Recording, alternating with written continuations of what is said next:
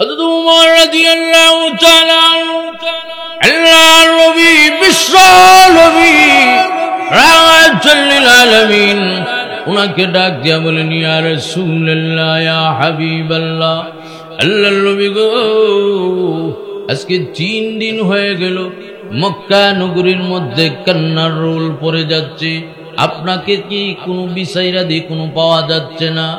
কোন মুনাফিক, কোন কাফের বেঈমান আপনাকে যদি আঘাত দিয়ে থাকে, আমি উমরের কাছে বলুন গো, ওয়াদা দিলাম গো, তার কল্লা মাথা শরীর থেকে আলাদা না করা পর্যন্ত আমি উমর ওয়াদা দিলাম গো, আপনার সামনে চেহারা দেখাবো না। আর তো জোরে কল্লা। হযরত উমর রাদিয়াল্লাহু তাআলা আনহু দরজার সামনে দাঁড়িয়ে বলেন, ইয়া রাসূলুল্লাহ, ইয়া হাবিবাল্লাহ, আল্লাহর নবী গো, দরজাটা খোলার পারমিশন দেন, অনুমতি দেন। আল্লাহর নবী তখন ডাক দিয়া বলেন, আয়েশা, দরজা খুলে দিও না। আমার ওমর যদি ঘরের ভিতরে ঢুকে যায় গো, তাহলে আমি আমার গুনাহগার উম্মতের জন্য কাঁদতে পারবো না। তিনিও ব্যর্থ হইয়া চলে গেলেন। এবার দাঁড়ালেন হযরত আলী রাদিয়াল্লাহু তাআলা আনহু। হযরত আলীর সম্পর্কে আল্লাহর নবী বলেছেন, ওয়া আদি গরে বাবে মদিনা ইলমে বুদ, আমি হইলাম গিয়া এই মক্কা মদিনার শহরের এলেম, পুরা দুনিয়ার এলেম, আর আলী হইল গিয়া এলেমের দরওয়াজা। হযরত আলী রাদিয়াল্লাহু তাআলা আনহু বলেন, ইয়া রাসূলুল্লাহ, ইয়া হাবিবাল্লাহ, কোন মুনাফিক, কোন কাফের বেঈমান কি আপনাকে আঘাত দিয়েছে, কোন কষ্ট দিয়েছে? ওগো নবীজি, যদি দিয়ে থাকে বলুন গো। আপনি তো জানেন না আলী সম্পর্কে, আলী জেনে কেমন মানুষ, গরমের গরম এবং ঠান্ডার ঠান্ডা। ওগো নবীজি, কোন মুনাফিক, কোন কাফের বেঈমান যদি আপনাকে আঘাত দিয়ে থাকে, কষ্ট দিয়ে থাকে, বলুন গো, ওয়াদা দিলাম গো, বদলা না নেওয়া পর্যন্ত আমি আসব না। নবীজি ডাক দেয়া বলে, আয়েশা, দরজা খুলে দিও না। যদি দরজা খুলে দাও গো, আর আমার আলী যদি ঘরের ভিতরে ঢুকে যায় গো, তাহলে আমি আমার গুনাহগার উম্মতের জন্য কাঁদতে পারবো না। তিনিও ব্যর্থ হইয়া চলে গেলেন। এবার দাঁড়ালেন হযরত আবু বকর সিদ্দিক রাদিয়াল্লাহু তাআলা আনহু। ইয়া রাসূলুল্লাহ, আল্লাহর নবী, আপনি তো বলেছেন আমি আবু বকর সম্পর্কে হিজরতের সাথী এবং আপনার শ্বশুর হই। ওগো নবীজি, শ্বশুর হিসাবে একটু দাম দেন না? আপনার হিজরতের সাথী, আপনি না বলেছেন জান্নাতের ভিতরের মধ্যে যদি আমার সঙ্গে কোনো সাহাবী থাকে, তার মধ্যে একজনের নাম বলেছেন, তার নাম হলো গিয়া আবু বকর সিদ্দিক। عن أبي هريرة رضي الله تعالى عنه قال قال رسول الله صلى الله عليه وسلم من دعا رجلا بالكفر أو قال عدو الله وليس كذلك إلا حرر عليه صلى الله على سيدنا ومولانا محمد وعلى آله وأصحابه وسلم صلى الله على سيدنا ومولانا محمد وعلى آله وأصحابه وسلم بلغ العلا بكماله كشف الدجى بجماله حسنت جميع خصاله صلوا عليه بلى مر مسكن هواني كعبا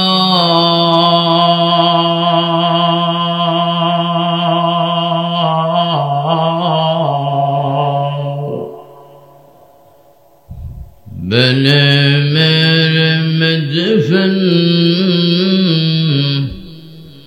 بيار مدينة بلغ العلا بكماله كشف الدجى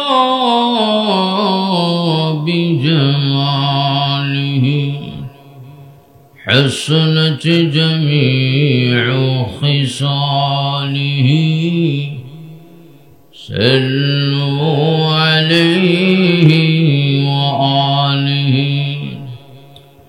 اللهم صل وسلم وبارك عليه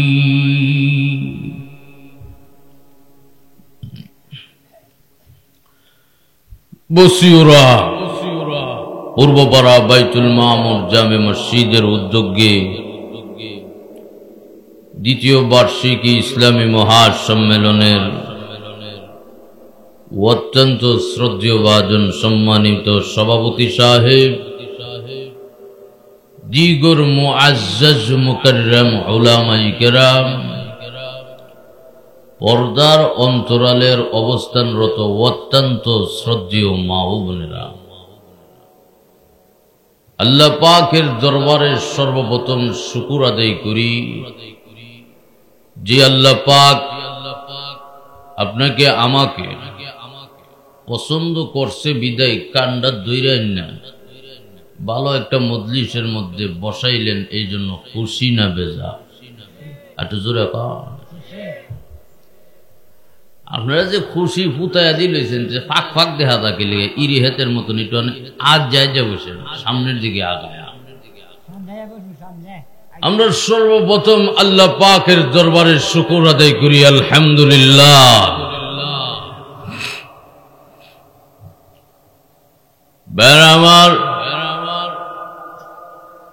আমার আলোচনার বিষয়বস্তু হইল গিয়া জাহান্নামের আগুনের ভয়াবহতা, নবীজির কান্না। এই আলোচনা দুনিয়ার শুরু থেকে নিয়ে শেষ পর্যন্ত কোনো মানুষ যদি করে, জিন্দিগিতে শুরু হবে, জিন্দিগিতে শেষ হবে না। পৃথিবীর জমিনের মধ্যে আল্লাহ মানুক আর না মানুক, নাস্তিক আস্তিক ফেরাউন যা কিছু আছে সব কিন্তু একটা স্লোগান দিয়ে আমরা সবাই শান্তিতে থাকতে চাই। একটু জোরে কোন ঠিক লাগবে? এই যে মনে করেন আপনার শান্তি শান্তি করতে করতে তো দীর্ঘ 16 বছর চলে গেল, এর পরে তো গিয়া দেখেন গা শান্তি শান্তি করতে লইলে গিয়া মনে করেন কত গুতাগুতি যে আরাম বোঝেন হয়েছে, কিন্তু সকলেরই একটা মাকসাদ, একটাই মাত্র তার উদ্দেশ্য, আমরা শান্তি থাকতে চাই। এটা জোরে কোন ঠিক না? আপনার গড়ের মধ্যে মনে করেন একটা মহিষ যদি আপনি লালন পালন করেন, কিংবা একটা ছাগলের বাচ্চা যদি লালন পালন করেন, কিংবা একটা গাভী যদি লালন পালন করেন, মাঘ মাসের মধ্যে শীত আসলে যখন নাকি গরুডারে যখন নাকি নিয়ে যাইবেন গোসল করাইবার লাগে, গলার মধ্যে রশি বান্ধা যে সময় নাকি টান দিবেন, পানিত নাম তোর গোসল করাও না, গরু দেখবেন তো নে পাওগুলা পিছনের দিক দিয়া টান দিয়া অট কইরা দাঁড়ায় আসাইরা মাথাটা নিচের দিকে দিয়া কইব দুয়া হোসাই মা হোসাই, আমি পানিত নামতাম না। এটার অর্থটা কি? এটার অর্থটা হইল গিয়ে একটা গরু, একটা মহিষ, একটা ছাগলও শান্তি চা, যেরকম ঠিক না বেটি? তো মানুষের শান্তি চাইলে অসুবিধাটা কোথায়? আপনি লক্ষ্য করে দেখেন, বৈশাখ মাস যে সময় নাকি গরম আসবে, একটা মহিষকে যদি 4-5 জন মিল্লা ডাকা দেয় যদি পানি যদি নামায়া দিতে পারেন, আর কিন্তু এটা উঠতে চায় না। বলে কারণটা কি? মহিষটা বলে আমি পানির মধ্যে আছি, বড় শান্তি আছি, আমারে আর উড়াইয়া আর বেজাল লাগে। যেরকম ঠিক না বেটি? তো আমরাও শান্তি চাই। শান্তিটা কিসের মাধ্যমে আসবে? শান্তিটা যদি পেতে যদি চান, একমাত্র এরকম তাফসীর মাহফিল, ওয়াজ মাহফিল, মসজিদ, মাদ্রাসা, আলেম উলামার সহবতের মধ্যে যেতে হবে। যেরকম ঠিক না বেটি? আর আপনি যদি আলেম উলামার সহবতের মধ্যে যদি যান, তাহলে মনে করেন পুরা পৃথিবীরে আপনার গোলাম বানায়, পুরা পৃথিবী আপনার খেদমত করেন। আপনি লক্ষ্য করে দেখেন দাউদ আলাইহিস সালাতু ওয়াস সালাম, সে তো একজন মানুষ আছেন, আল্লাহ পাক তাকে নবী বানাইয়া দুনিয়াতে পাঠাইলেন। নবী বানাইয়া পাঠাইছে, তার আয়ত্তে পাহাড় পর্বত সমুদ্র নিচের মাছ তার আয়ত্তে দিয়া দিছে। লক্ষ্য করে দেখেন হযরতে সুলাইমান আলাইহিস সালাতু ওয়াস সালাম বাতাস সহকারে তার কথা শুনে। যেরকম ঠিক না? এই জন্য আল্লাহ এক আয়াতে বলেন, ইন্না সাখারনাল জিবালা মাআহু ইউসাব্বিহুনা বিল আশি ওয়াল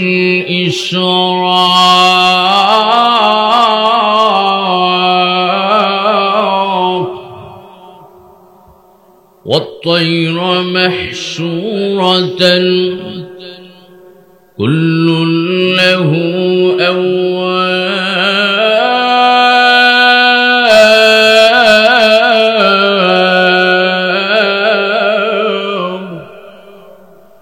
লক্ষ্য করে দেখো দাউদ আলাইহিস সালাতু ওয়াস সালামের দিকে। হযরত দাউদ আলাইহিস সালাতু ওয়াস সালাম যে সময় নাকি জাবুর কিতাব যে সময় তেলাওয়াত করত, পাহাড় এক জায়গা থেকে অন্য জায়গা উঠিয়া চলে আসতো, সমুদ্রের মাছ পানির নিচ থেকে চলে আসতো, পশু পাখিগুলা চলাফেরা বন্ধ করে দিত। হযরত দাউদ আলাইহিস সালাতু ওয়াস সালাম আল্লাহর গোলামি করত, সমস্ত পৃথিবীটা তার আয়ত্তে আল্লাহ বানায়া দিছে। এটা জোরে কর না।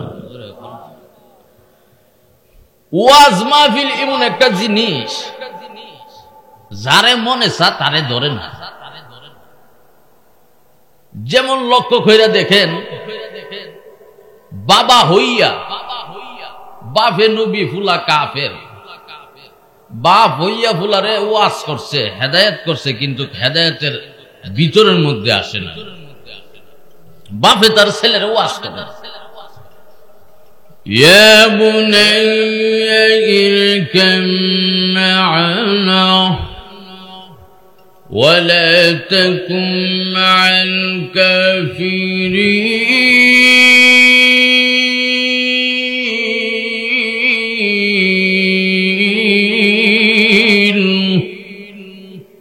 এ আমার আদরের ছেলে, ইরকাম মা'না, কাফের মুশরিকদের দলে যায় না। বেটা যাইলে তুই মারা যাইবে আমরার দলা বাপের নবী নবী হইয়া ফুলারে ওয়াজ করে ফুলা কাম হইতো না যদি আপনার আযাব আর গজব যদি আসে তাহলে আমি পাহাড়ের উপরে উঠে যাবো শয়তান কারে কয়বার দেখেন ফুলা ডাক দিয়ে কয় قال سحابي إلى جبل يعصمني من الماء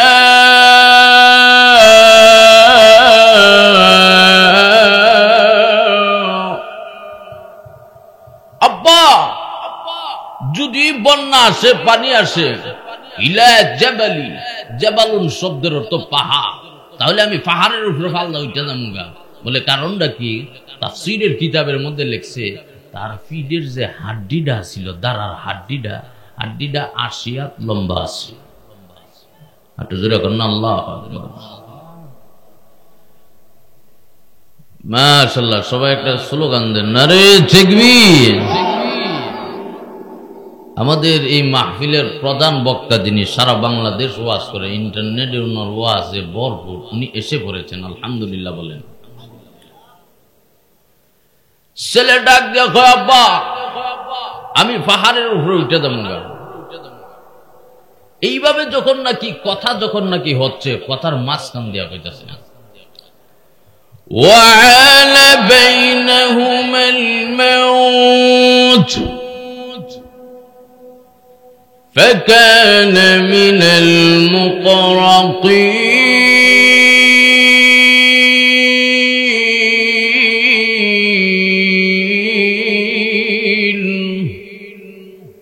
বাবার ফুলা একসাথে যে সময় নাকি ওয়াজ করে ওয়াজের মাঝখানে মনে করেন ঢেউ এসে আপনার সানমুল্লার বিয়ে হয়ে গেছে সুটকি হয়ে গেছে বাপের ডাক দিয়ে কয় আল্লাহ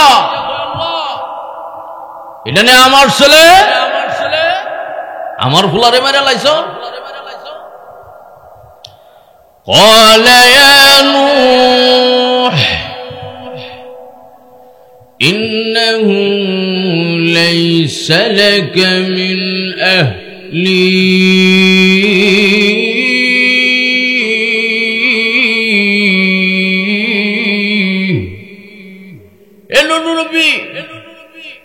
যে ছেলে আপনার কথা মানে না আপনার আল্লাহকে মানে না আল্লাহর দ্বীনকে মানে না সে কোনদিন বাপের সন্তান হতে পারে একটু জোরে কর না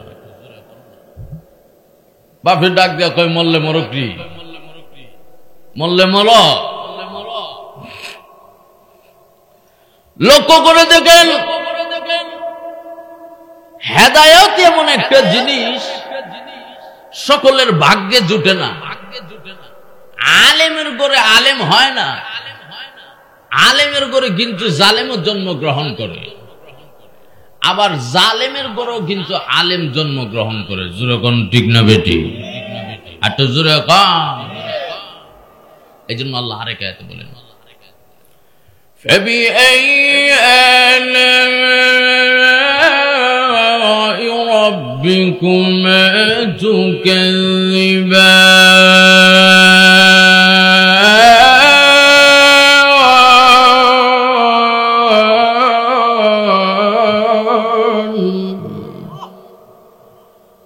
আমি আল্লাহ যতগুলো নিয়ামত দিয়েছি তোমার থেকে মাথা থেকে পাও পর্যন্ত বডি পর্যন্ত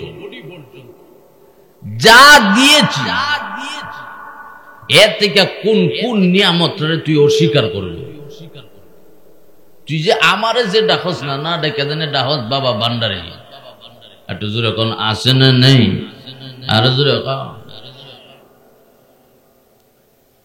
তুই কি চিন্তা করিস না তোকে কিভাবে বানাইলাম আল্লাহ এক আয়াতে বলেন ألم نخلقكم من ماء مهين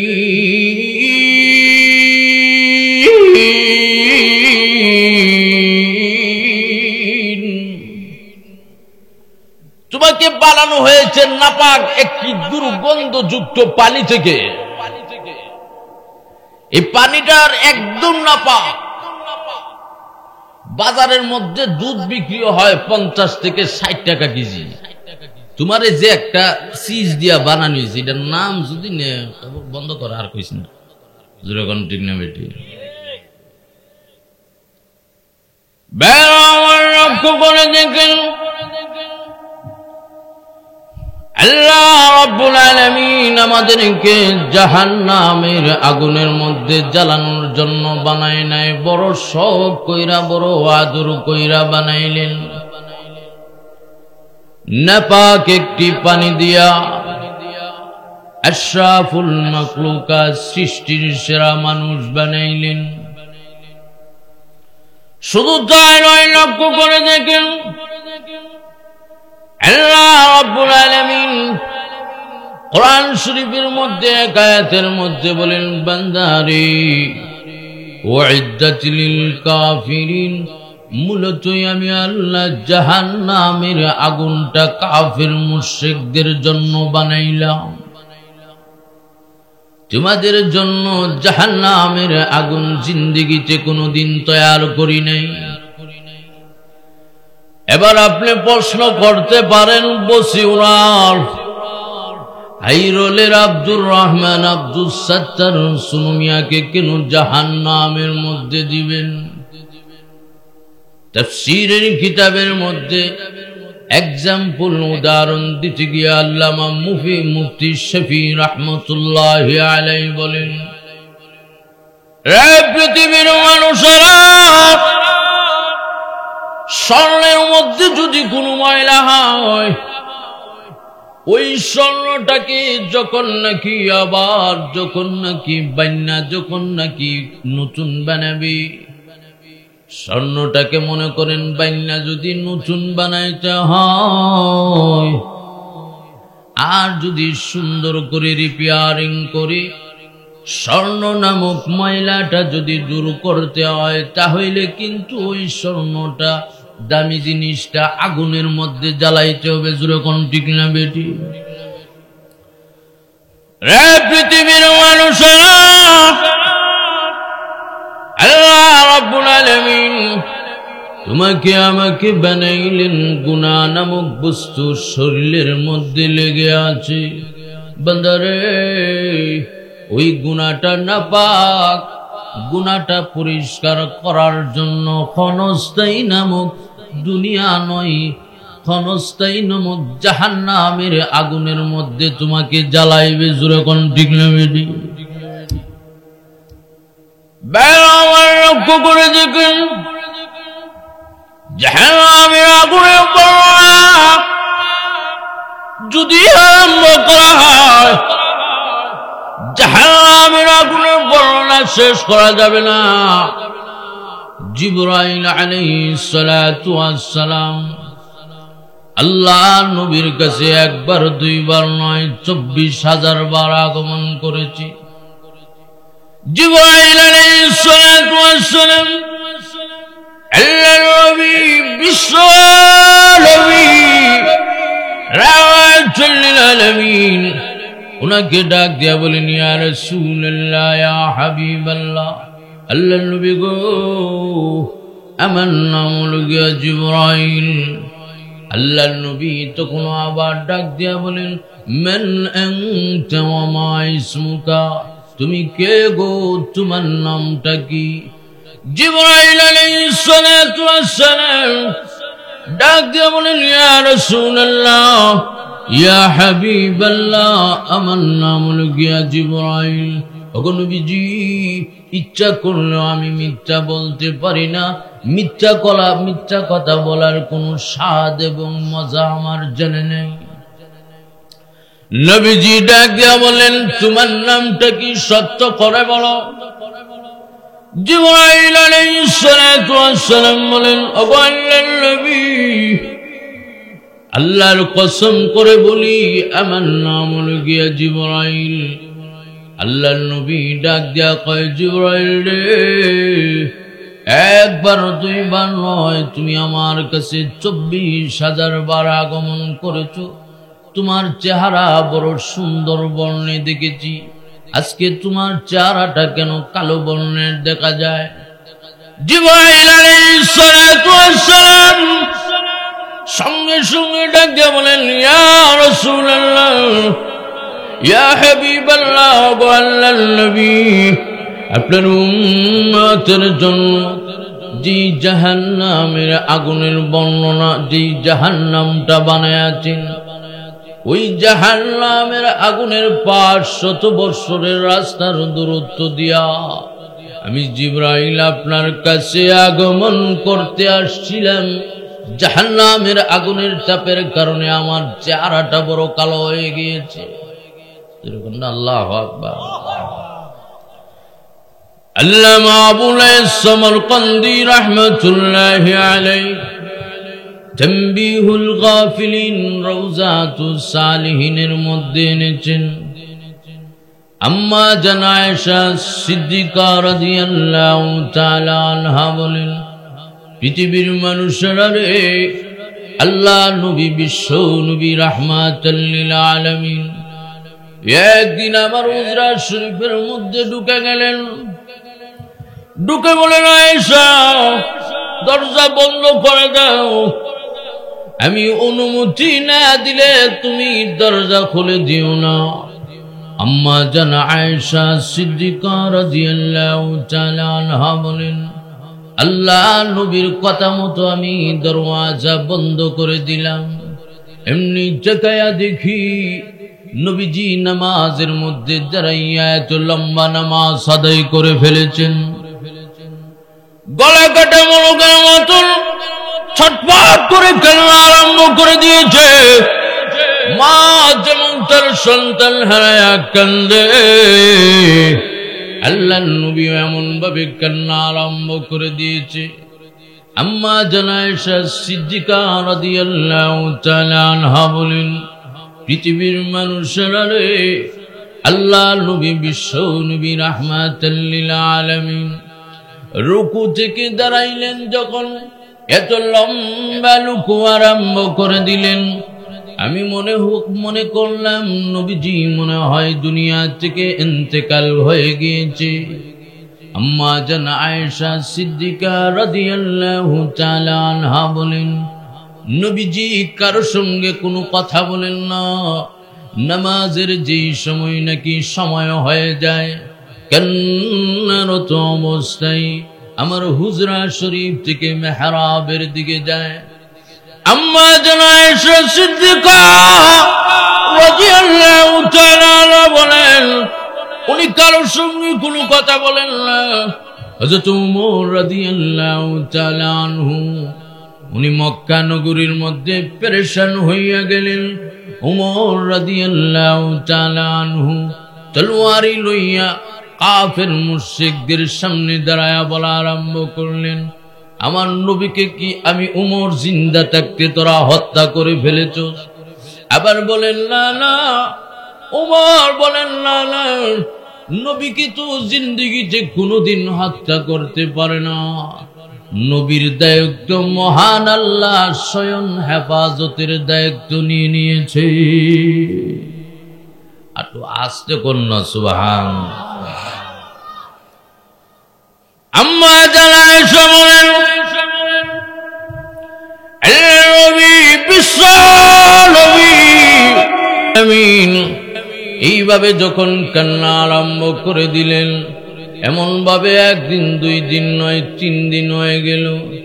হযরত ওমর ফারুক রাদিয়াল্লাহু তাআলা আনহু, আম্মা জান আয়েশা বলেন, আমার দরজার সামনে দাঁড়ালেন।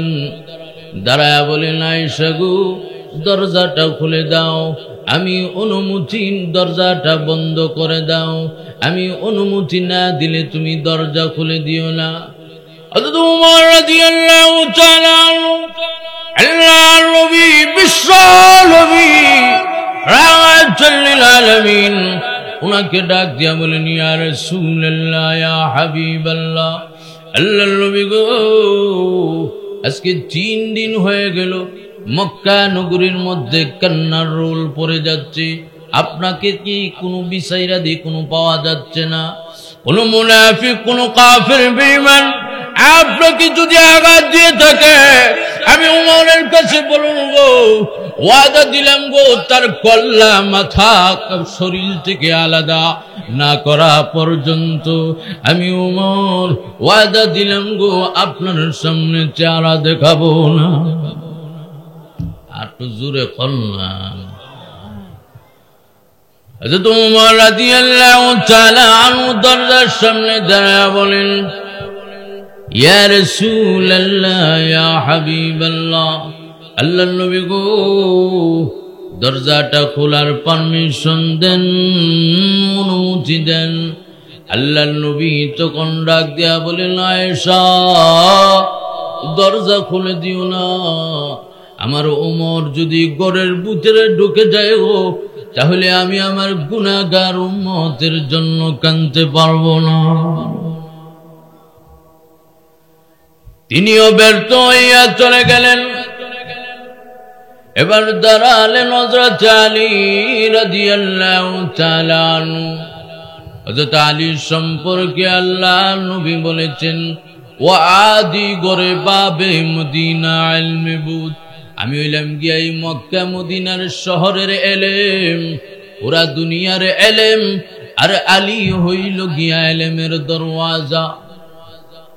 হযরত আলী রাদিয়াল্লাহু তাআলা আনহু বলেন, ইয়া রাসূলুল্লাহ, ইয়া হাবিবাল্লাহ, কোন মুনাফিক, কোন কাফের বেঈমান কি আপনাকে আঘাত দিয়েছে, কোন কষ্ট দিয়েছে?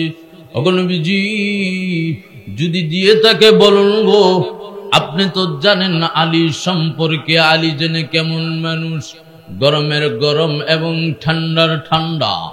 ওগো নবীজি, কোন মুনাফিক, কোন কাফের বেঈমান যদি আপনাকে আঘাত দিয়ে থাকে, কষ্ট দিয়ে থাকে, বলুন গো, ওয়াদা দিলাম গো, বদলা না নেওয়া পর্যন্ত আমি আসবো না। নবীজি ডাক দেয়া বলে, আয়েশা, দরজা খুলে দিও না। যদি দরজা খুলে দাও গো, আর আমার আলী যদি ঘরের ভিতরে ঢুকে যায় গো, তাহলে আমি আমার গুনাহগার উম্মতের জন্য কাঁদতে পারবো না। তিনিও ব্যর্থ হইয়া চলে গেলেন। এবার দাঁড়ালেন হযরত আবু বকর সিদ্দিক রাদিয়াল্লাহু তাআলা আনহু। ইয়া রাসূলুল্লাহ, আবু আল্লাহর নবী, আপনি তো বলেছেন আমি আবু বকর সম্পর্কে হিজরতের সাথী এবং আপনার শ্বশুর হই। ওগো নবীজি, শ্বশুর হিসাবে একটু দাম দেন না?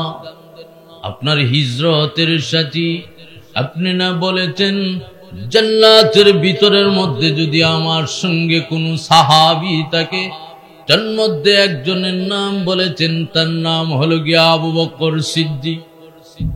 একটু জোরে কর, ইয়া রাসূলুল্লাহ, ইয়া হাবিবাল্লাহ, কোন মুনাফিক, কোন কাফের বেঈমান কি আঘাত দিয়েছে, কোন ব্যথা দিয়েছে? ওগো নবীজি, যদি কষ্ট দিয়ে থাকে, আপনার তো মা নেই, আব্বা নেই, কেউ নেই। ইয়া রাসূলুল্লাহ, যদি কষ্ট দিয়ে থাকে বলুন গো, আল্লাহর কসম করে বলি, বদলা না নেওয়া পর্যন্ত আমি আবু বকর আপনার সামনে মাথা চেহারা দেখাবো না। আল্লাহর নবী বলেন, আয়েশা, দরজা খুলে দিও না। যদি আমার আবু বকর ঘরের ভিতরে ঢুকে যায়, তাহলে আমি আমার গুনাহগার উম্মতের জন্য কাঁদতে পারবো না। তিনিও ব্যর্থ হইয়া চলে গেলেন। এমনি দাঁড়ালেন হযরত সালমান ফারসি রাদিয়াল্লাহু তাআলা আনহু। ইয়া রাসূলুল্লাহ, আবু আল্লাহর নবী বুড়ো বয়সে 120 বছর বয়সে কালিমা পড়ে আপনার চেহারা দেখে মুসলমান হয়েছি। ওগো নবীজি, কোন মুনাফিক, কোন কাফের বেঈমান কি আপনাকে আঘাত দিয়েছে? যদি দিয়ে থাকে বলুন গো, ওয়াদা দিলাম গো, আমি সালমান বদলা না নিয়ে কোনোদিন আপনার সামনে আসবো না। তিনিও ব্যর্থ হইয়া চলে গেলেন। এবার দাঁড়ালেন হযরত ফাতিমা রাদিয়াল্লাহু তাআলা আনহা। আব্বা, আপনি ফাতিমার সম্পর্কে বলেছেন ফাতিমা তুমি জাতুম মিন্নি। ওগো আব্বাজান, আপনি বলেছেন ফাতিমা জান্নাতের মহিলাদের সর্দারনী হবে, এবং ফাতিমার সম্পর্কে বলেছেন সে নাকি আপনার কলিজার টুকরা। ওগো আব্বাজান, আজকে 3 দিন হয়ে গেল চুলার মধ্যে কোনো আগুন জ্বলে না।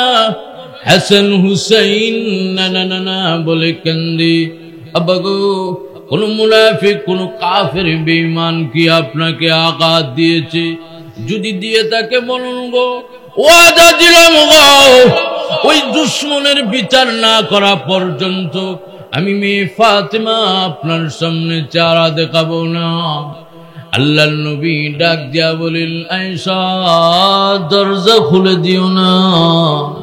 যদি দরজা খুলে দাও গো, আমার ফাতিমা যদি ঘরের ভিতরে ঢুকে যায় গো, তাহলে আমি আমার গুনাহগার উম্মতের জন্য কাঁদতে পারবো না।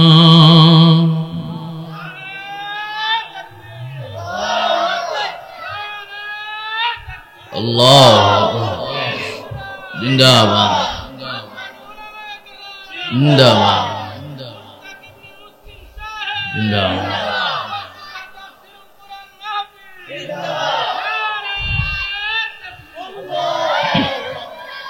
বেড়ামার লক্ষ্য করে দেখেন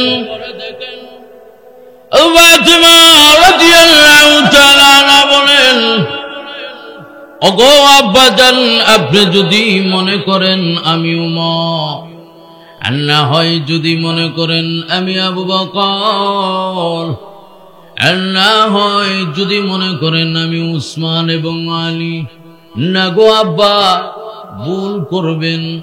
আল্লাহর কসম করে বলি, আমার মরণ হতে পারে, আমার জীবন যাইতে পারে, তথাপি একটা কিঞ্চি পরিমাণও আপনার দরজা থেকে আমি দূরে যাব না। বুঝি করি এটা যাইতো না রে। আয়েশা দরজাটা খুললা দাও, জোরে কন্যা সুবহানাল্লাহ। আম্মা জান আয়েশা বলেন, আল্লামা আবু লাইস সামারকান্দি রাহমাতুল্লাহি আলাইহি বলেন, আম্মা জান আয়েশার সঙ্গে সঙ্গে দরওয়াজাটা খুলে দিল। আল্লাহ নবী, বিশ্ব নবী রাহমাতাল লিল আলামিন দরজাটা যখন খুলে দিলেন, হযরত ফাতিমা রাদিয়াল্লাহু তাআলা আনহা বলেন, আব্বা কেন কান্দেন? কিসের জন্য কান্দেন? কেন কান্দেন? কোন মুনাফিক কোন কাফের বেঈমান কি আঘাত দিয়েছে, কোন ব্যথা দিয়েছে? ওগো আব্বাজান, আজকে 3 দিন হয়ে গেল কারোর সঙ্গে কোনো কথা বলেন না, পানি দিলাম পানিও পান করেন না, শুধু উম্মতি উম্মতি বলে কান্দেন। একটু জোরে কন্যা। ফাতিমা রাদিয়াল্লাহু তাআলা আনহা বলেন, নবীজির চোখগুলো লাল হয়ে গিয়েছে, 3 দিন ধরে কোনো খাবার খান না। আল্লাহ নবী ফাতিমাকে ডাক দেয়া কয়, মাগো জিবরাইল আলাইহিস সালাতু ওয়াস সালাম জাহান্নামের আগুনের বর্ণনাটা আমার কাছে নিয়ে এসেছেন। একটি করিয়া 6 নম্বর জাহান্নামের আগুনের বর্ণনা দিয়েছেন। 7 নম্বর জাহান্নামের মধ্যে এসে জিবরাইল কোনো কথা বলে না, শ্বাস বন্ধ হয়ে গিয়েছে। আমি ডাক দিয়া বললাম, রে জিবরাইল, 6 নম্বর জাহান্নামের আগুনের বর্ণনা দিয়েছেন, 7 নম্বর জাহান্নামের আগুনের বর্ণনাটা কেন দেন না? জিবরাইল আলাইহিস সালাতু ওয়াস সালাম ডাক দিয়া বলেন, আল্লাহর নবী গো, 6 নম্বর জাহান্নামের আগুনের বর্ণনা দিয়েছি, 7 নম্বর জাহান্নামের আগুনের বর্ণনাটা যদি দেগো, আপনি মনে আঘাত পাবেন, মনে ব্যথা পাবেন, মনে কষ্ট পাবেন। 7 নম্বর জাহান্নামের আগুনের বর্ণনা দিতে পারবো না। নবীজি ডাক দিয়ে বলেন, জিবরাইল, কষ্ট পাই আর ব্যথা পাই আর যাই পাই, 7 নম্বর জাহান্নামের আগুনের বর্ণনাটা দেন। হযরত ফাতেমা রাদিয়াল্লাহু তাআলা আনহা বলেন, আব্বা, তাহলে বর্ণনাটা কিভাবে জিবরাইল দিয়েছে একটু শুনান না দেখি, আমিও শুনতে চাই। আপনারা শুনতেন চাননি? আর জোরে কন, বাড়ি যেতেন না তো? না, যাও লাগবো, আনতে দরজা বন্ধ করে দিব। আমার লক্ষ্য করে দেখেন, নবীজি ফাতিমাকে ডাক দিয়া কয়, মাগো, 7 নম্বর জাহান্নামের আগুনের মধ্যে আমার যে উম্মতেরা নাকি সুদ খাবে, ঘুষ খাবে, গাঞ্জা খাবে, মদ খাবে, মুদ খাবে, গু খাবে, আল্লাহ রাব্বুল আলামিন তাকে হাতে পায়ে শিকল লাগাইয়া জাহান্নামের আগুনের দিকে তাকে নিয়ে যাওয়া হবে। হযরত ফাতেমা রাদিয়াল্লাহু তাআলা আনহা বলেন, জাহান্নামের মধ্যে যখন মালিক ফেরেশতা জিজ্ঞাসা করবেন, তোমরা কোন নবীর উম্মত? আর যদি আপনি বলেন আমরা ওই নবীর উম্মত যেই নবীর উপরে মহান আল্লাহ কোরআন নাযিল করেছিল, এমনি মালিক ফেরেশতার রাগ গুসা আরো বেড়ে যাবেন।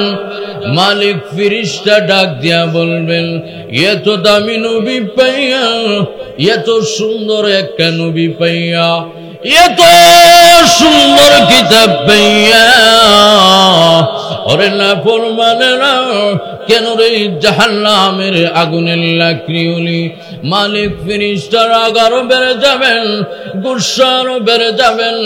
এমনি জাহান্নামের আগুনকে ডাক দিয়া বলবেন, জাহান্নামী রে, আর দেরি করিস না, তাড়াতাড়ি তাদেরকে জাহান্নামে নিয়ে যাও। জাহান্নামে যখন নিয়ে যাওয়া হবে, এমনি তাদের জবান থেকে উচ্চারিত হবে, লা ইলাহা ইল্লাল্লাহু মুহাম্মাদুর রাসূলুল্লাহ। জোরে সুরে কোন সুবহানাল্লাহ।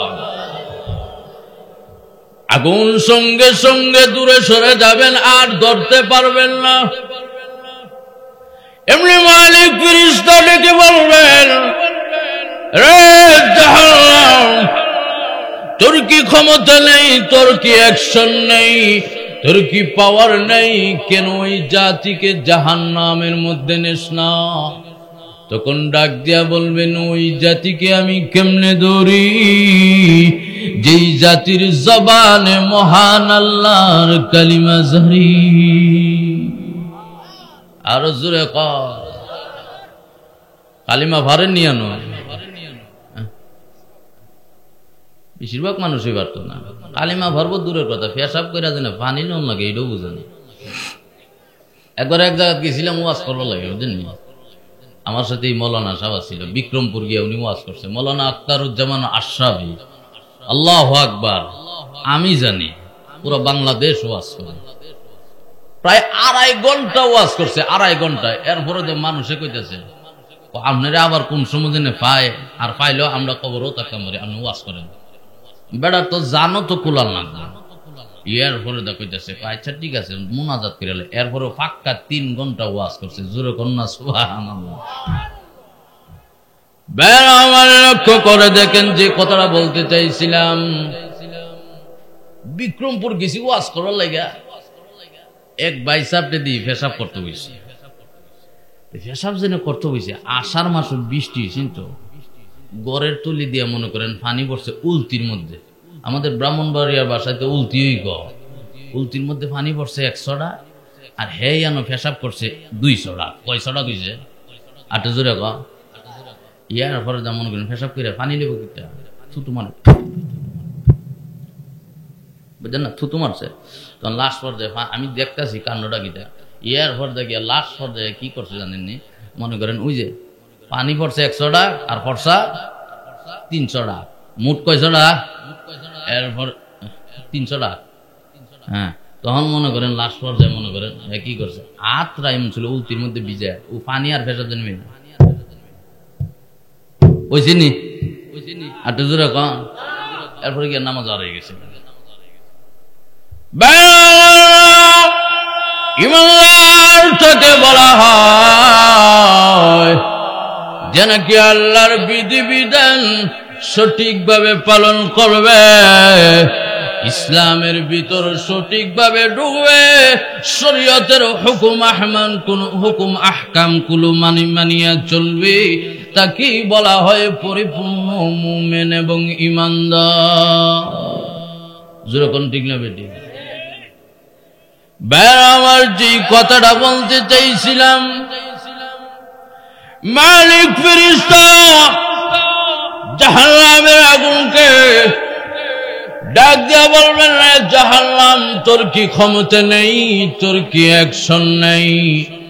মালিক ফেরেশতা ডাক দিয়া বলবেন, আমি ওই জাতিকে কেমনে ধরি যে জাতির জবানে মহান আল্লাহর কালিমা জারি, আল্লাহর কালিমা জারি। এমনি মালিক ফেরেশতা ধমক মারবে জাহান্নামকে,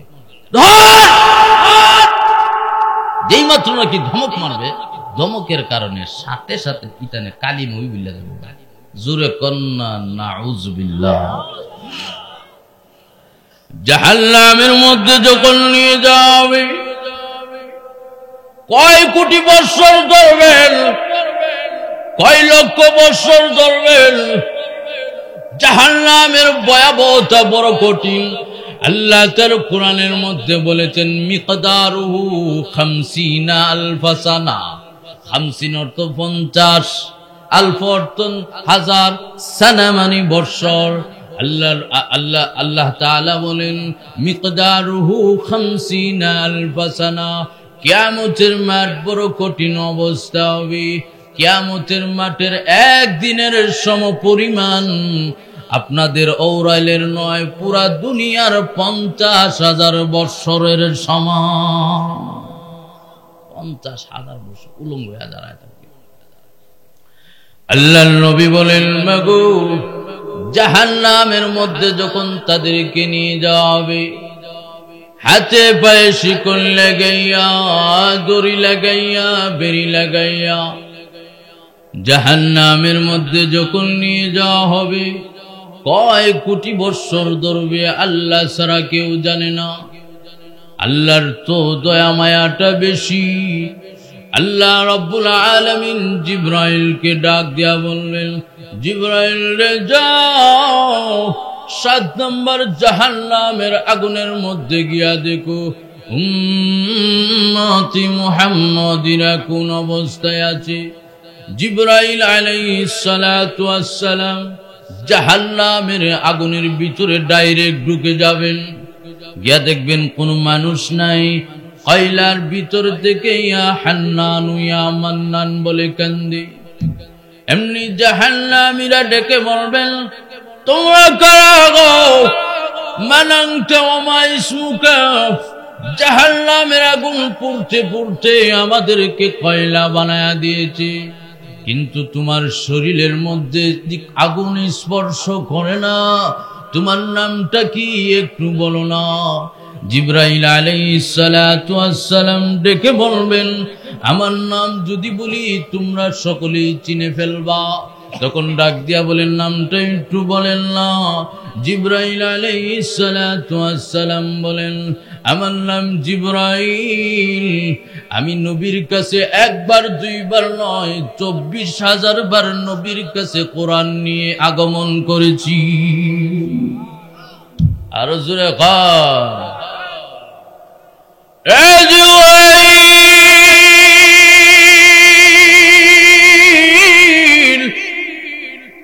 আপনি যদি জিবরাইল হয়ে থাকেন, তাহলে আমাদের নবীর সঙ্গে তো আপনার দেখা হয়। বলে, হ্যাঁ তোমাদের নবীর সঙ্গে দেখা হয়। বিশ্ব নবীকে গিয়া বলবেন জাহান্নামের আগুন আমাদের আর বরদাস্ত হয় না। আল্লাহকে গিয়া বলবেন জাহান্নামের আগুন কলিজা পর্যন্ত পৌঁছে গিয়েছে। জিবরাইল আলাইহিস সালাতু ওয়াস সালামকে বলেন, নবীকে গিয়া বলবেন জাহান্নাম থেকে তার উম্মতগণ সন্তানগণ সালাম দিয়েছে। জিবরাইল আলাইহিস সালাতু ওয়াস সালাম আল্লাহর নবী বিশ্ব নবী রাহমাতুল লিল আলামিন ওনার কাছে এসে বলবেন ইয়া রাসূলুল্লাহ ইয়া হাবিবাল্লাহ, আল্লাহর নবী গো জাহান্নামের 7 নম্বর অবস্থা আমি দেখেছি। নবীজি তখন পাগল হইয়া যাবেন, ও জিবরাইল আমার উম্মতি মুহাম্মদীদের কি অবস্থা? জিবরাইল ডাক দিয়া বলবেন ইয়া রাসূলুল্লাহ ইয়া হাবিবাল্লাহ, আল্লাহর নবী গো জাহান্নামীরা বলেছেন তাদের কলিজা পর্যন্ত আগুন পৌঁছে গিয়েছে, জাহান্নামের আগুন তাদের আর বরদাস্ত হয় না। আর বলেছেন আল্লাহর দরবারে একটু শাফায়াতের ব্যবস্থা করতেন। ওগো নবীজি তারা আপনাকে সালাম দিয়েছে, তাদের চেহারা চিনা যায় না, জ্বলতে জ্বলতে কয়লার মতন হয়ে গিয়েছে। নবীজি সঙ্গে সঙ্গে সিজদায় পড়ে যাবেন। আল্লাহর নবী বিশ্ব নবী রাহমাতুল লিল আলামিন সিজদার মধ্যে পড়িয়া বলবেন প্রভু গো আমার ভাঙা দাঁতগুলো কোথায় রেখেছো? আল্লাহ আমার তায়েফের ময়দানের রক্তগুলো তুমি কোথায় রেখেছো? ছোটবেলায় আমার আম্মা মারা গিয়েছিল, কোনোদিন দুঃখ পাই নাই। আমার আব্বা দুনিয়ার জমিনে আসার আগে ইন্তেকাল হয়েছিল, ব্যথা লাগে নাই। প্রভু গো আমার এই গুনাহগার গরীব উম্মতদেরকে তুমি কি পারো না গো মাফ করে দিতে? এইভাবে যখন কান্না আরম্ভ করবেন আল্লাহ রাব্বুল আলামিন ডেকে বলবেন হাবিব আমার আর কেন্দেন না, আপনি যাকে খুশি তাকে লইয়া বিনা হিসাবে আমার তৈরি জান্নাতের ভিতরে ঢুকে যান। আর জোরে কন। এই জন্য ইমাম বুখারী শরীফের হাদিস মান ক্বালা লা ইলাহা ইল্লাল্লাহ মান ক্বালা লা ইলাহা ইল্লাল্লাহ ফাদাখালাল জান্নাহ। আল্লাহর নবী বলেন উম্মতেরা তোমাদের কত মান কত সম্মান তোমরা কি জানো?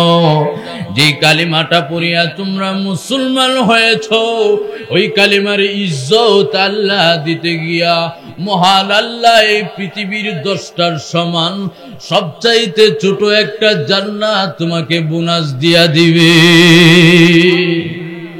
আর আস্তে কোন সুবহানাল্লাহ, শুধু জান্নাত শুধু। আল্লামা জাকারিয়া রাহমাতুল্লাহি আলাইহি বলেন সবচাইতে ছোট জান্নাত এই পৃথিবীর 10টার সমান যেই ব্যক্তি একটা জান্নাত পাবে অন্য অন্য জান্নাতীদের তুলনায় জান্নাতি মিসকিন হবে। উম্মাহ কবরস্থানে ওয়াজ করি না কিটা একটু কাশি কুশি দেন জোরে গল্লা সুবহানাল্লাহ। অন্য অন্য জান্নাতীদের তুলনায় জান্নাতি মিসকিন হবে। আমার হযরত আনাস রাদিয়াল্লাহু তাআলা আনহু থেকে বর্ণিত, উনি বলেন নবীজি যেই সময় নাকি নামাজের মধ্যে যাইতেন আল্লাহু আকবার সিজদার মধ্যে যাইয়া মাঝে মধ্যে এমন ভাবে হাত সামনের দিকে বাড়াইতেন সাহাবায়ে কেরাম রাদিয়াল্লাহু তাআলা আল্লাহর নবী বিশ্ব নবী রাহমাতুল লিল আলামিনকে বলেন ইয়া রাসূলুল্লাহ ইয়া হাবিবাল্লাহ, ওগো আল্লাহর নবী কেন আপনি সামনের দিকে এমন ভাবে হাত বাড়ান? আল্লাহর নবী বলেন সাহাবীরা রে আমি যা দেখি তোমরা দেখো না, নামাজের মধ্যে যখন নাকি আমি দাঁড়াই আমার সামনে দিয়া এত সুন্দর করে জান্নাতের যে নহরটা আসা যাওয়া করে, ওই নহর দিয়ে আঙ্গুরের সরা নাশপাতির সরা আসা যাওয়া করে। আল্লাহর কসম করে বলি, একটা আঙ্গুরের সরা যদি তুল্লা তোমরা যদি খাওয়াইতাম, কিয়ামত পর্যন্ত তুমি খাইতে থাকতা, ওই আঙ্গুরের সরার কোনদিন শেষ কোনদিন হইতো না। জোরে কোন সুবহানাল্লাহ।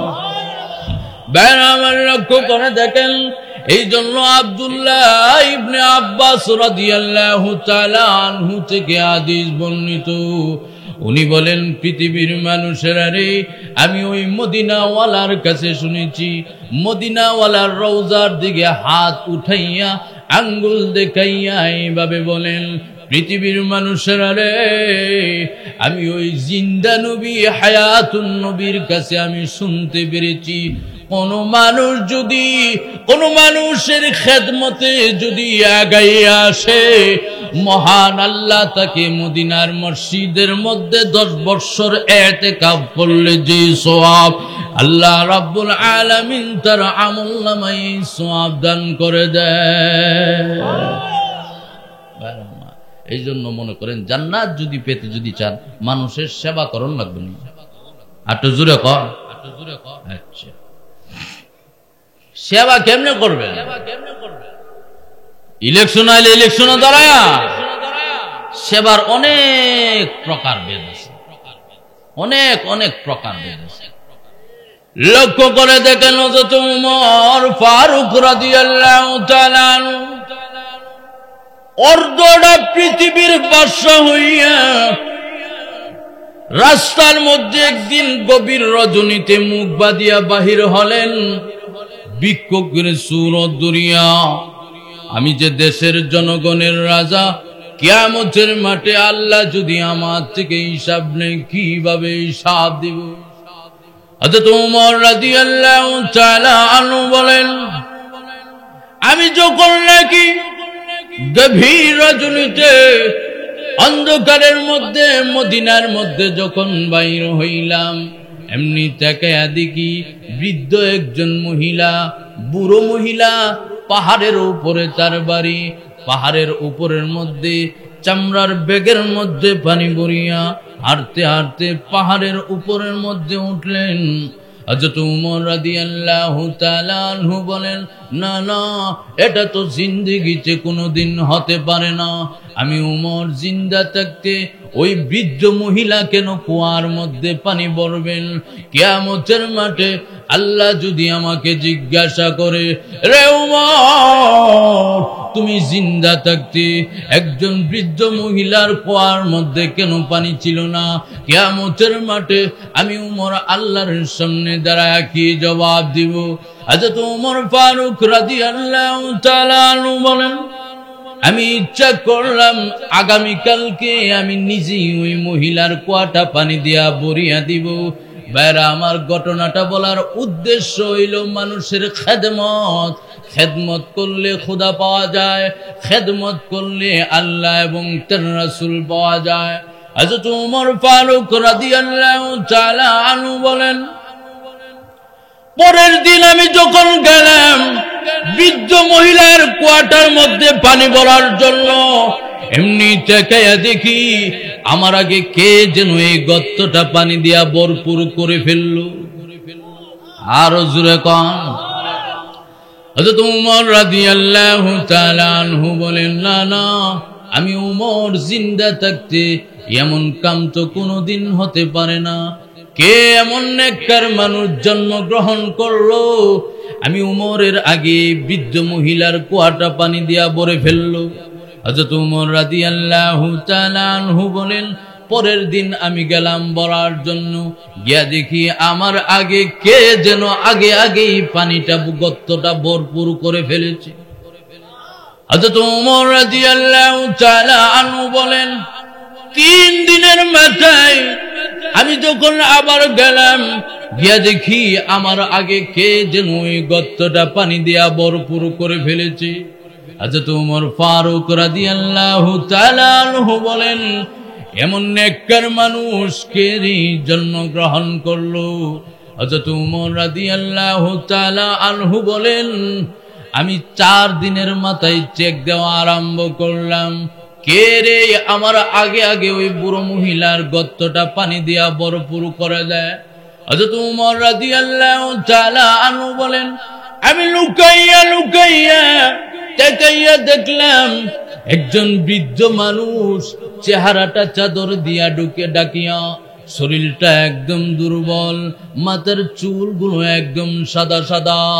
হযরত উমর ফারুক রাদিয়াল্লাহু তাআলা আনহু বলেন, বৃদ্ধ মানুষটা চামড়ার ব্যাগের মধ্যে পানি লইয়া এরকম ভাবে কাঁধের মধ্যে লইয়া পাউটা ল্যাংড়াইয়া ল্যাংড়াইয়া যখন হাঁটতে আরম্ভ করলো, আমার ধারণাটা পাল্টে গেল।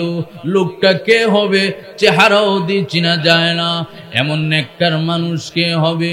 মনে হয় কোনো মানুষ হবে না, মনে হয় জিন্নাত হবে। হযরত উমর রাদিয়াল্লাহু তাআলা আনহু বলেন, না না, জিন্নাতের কাছে তো দুর্বল হতে পারে না, কারণ জিন্নাত তো বড় শক্তিশালী। হযরত উমর রাদিয়াল্লাহু তাআলা আনহু বলেন, আমি পিছনের দিক দিয়া ঘুরিয়া যখন গেলাম বৃদ্ধ লোকটাকে চিনার জন্য, পিছনের দিক দিয়া চাদরের মধ্যে এইভাবে ধরলাম, ধরিয়া যখন টান দিলাম দেখলাম আর কেউ নয়, হযরতে আবু বকর সিদ্দিক। আর হুজুরে কান, আবু বকর আপনি এই কাম করেন? আবু বকর সিদ্দিক রাদিয়াল্লাহু তাআলা আনহু চোখের পানি আর মানা রাখতে পারলেন না। আবু বকর সিদ্দিক রাদিয়াল্লাহু তাআলা আনহু বলেন, লজ্জা দিয়েন না, শরম দিয়েন না, কিয়ামতের মাঠে আমার আমল যদি কোনটা নাও কবুল হয়, আল্লাহ যদি আমাকে জান্নাতের মালিক যদি নাও বানায়, হতে পারে বৃদ্ধ মহিলার কুয়ার মধ্যে পানি ভরার কারণে মহান আল্লাহ আমাকে জান্নাত দিয়া দিতে পারে। আবু বকর এই কথা যদি কো, আর আমরা দেশের আবু বকর আটা জোরে কোন ঠিক না বেটে আছে না? আমরা দেশের আবু বকর মাহফিলের লাগে 10টা সাদার লাগে যান, 12 মাসও দেন না, দিতে দিতে আর মজা লাগে না। তোমরা করো কিটা টেহা দিয়ে, জোরে কোন ঠিক না বেটে? কিছু সাইমসা আছে, সাইমসা দেখবেন তো ইমাম সাহেবের বেতনের মধ্যে ইডাত আল্লাহর বরকত দিছে। আমার সাথে, আমি তো ঢাকা থাকি, ঢাকা গাজীপুর, তো কয় কি জানেন না, ইমাম সাহেবের টেহার মধ্যে অনেক বরকত আছে, আপনার টেহার বরকত আছে। আমি কি আমার বেতন কত জানেন?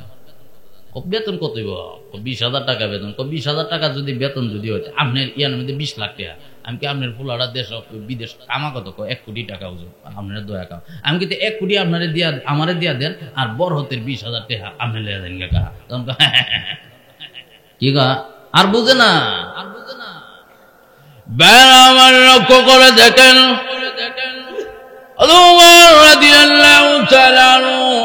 আবু বকরের এই সূরত দেখিয়া কিতাবের মধ্যে উল্লেখ করা হয়, সে নিজেকে নিজেই ভাবে ধিক্কার দিলেন, রে উমর, তোর মতন উমর কেন মার গর্ভে জন্ম গ্রহণ করলি?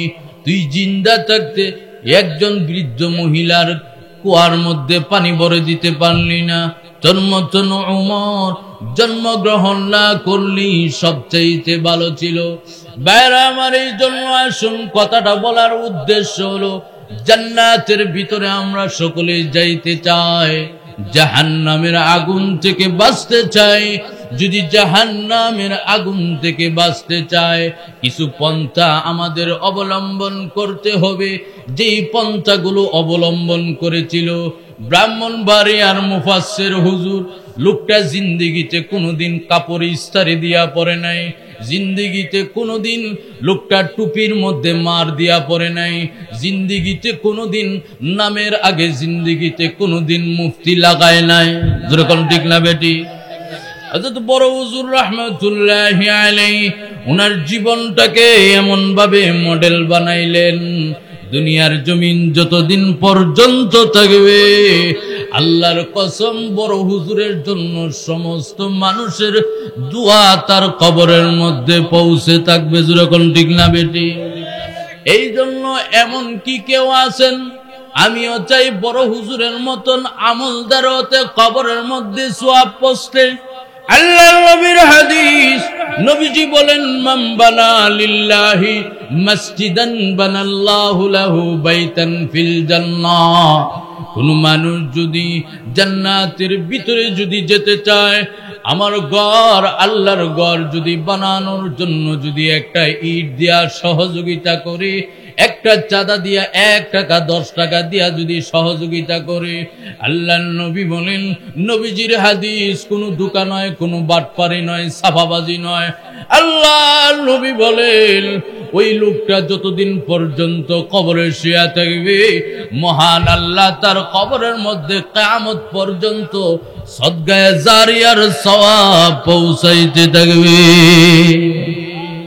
একটা লোক উঠতেন না, যদি উঠেন তো কিন্তু মনে করেন এই বাড়িতে বাস করেছেন অনেকজন, তারাও গেছে, আমিও যাব, তুমিও যাবে, থাকবে না কেউ বেশিক্ষণ।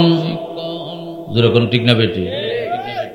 আপনার আগে আপনার আব্বা ছিল, যে আব্বা নাকি আপনার দিকে তাকাইয়া জিন্দিগিতে কামৌরা ওই এটার কি গোদাগাটার নাম, বাজারটা না, এই বাজারের মধ্যে যাইয়া কামৌরা বাজার, বাড়িওরা বাজারের মধ্যে গিয়া জিন্দিগিতে কোনোদিন আপনার চেহারার দিকে তাকাইয়া ভালো কোনো জিনিস কিনিয়া খায় নাই, টাকা নষ্ট হয়ে যাবে, আমার সন্তানের ভবিষ্যৎ হবে, আমি 500 টাকা রেখে দেই, 100 টাকা জমা করি, সন্তানের ভবিষ্যৎ হবে। কতবার বাবার আঙ্গুলে ধরে ধরে মসজিদের মধ্যে জুম্মার নামাজ পড়তে এসেছেন, কতবার বাবার কাঁধের মধ্যে চড়িয়া বাজারে গিয়েছেন। এ মিয়া, ওই বাবা এতিম হইয়া কবরের মধ্যে শুয়ে আছেন। আল্লামা জালালউদ্দিন সুয়ুতি নূরুস সুদুর ফি আহওয়ালিল কবরের মধ্যে লেখেন, জুম্মার দিন শুক্রবারে আসরের নামাজের পর এবং সোমবারের দিন আসরের নামাজের পর মা বাবার রূহটা কবরের উপরে বসে থাকে, আর বসে এতিম হইয়া অসহায় হইয়া চায়া থাকে, আর তাকাইয়া তাকাইয়া বলে, এই যে এই এলাকার, মনে করেন এই এলাকার নাম হইল গিয়া বসুরা, মনে করেন বসুরা, আপনার নাম হইল গিয়া মোহাম্মদ সত্তর মিয়া, সত্তর মিয়ার আব্বা কবরের মধ্যে শুয়ে আছেন। জুম্মার দিন আসরের নামাজের পর এবং সোমবারের দিন আসরের নামাজের পর ওই বাবার রূহটাকে বাহির করে দেওয়া হয়, কবরের উপরে বসিয়া এতিম হইয়া তাকায়া থাকে, আমার সন্তান সত্তর মিয়াকে যে দুনিয়ার জমিনে রেখে আসলাম, এতগুলো সম্পদের মালিক বানায়া দিয়ে আসলাম, আজকে আমি অসহায়, বড় কষ্টের মধ্যে আছি, আমার সন্তানকে আমার জন্য কি কোনো দোয়া করে কিনা?